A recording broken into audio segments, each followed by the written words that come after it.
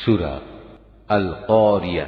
বিসমিল্লাহির রহমানির রহিম। রহমান রহিম আল্লাহ তাআলার নামে। আল কারিআতু মাল কারিআহ।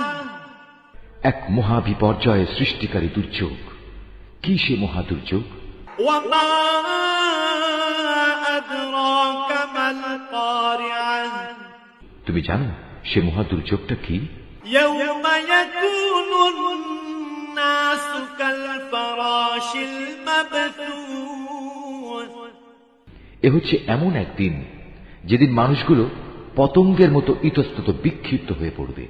ওয়া তাকুনুল জিবালু কাল'ইহনিল মানফুশ।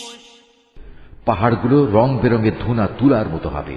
فأما من ثقلت موازينه অতঃপর যার ওজনের পাল্লা ভারী হবে فهو في عيشة راضية সে অনন্তকাল ধরে সুখের জীবন লাভ করবে।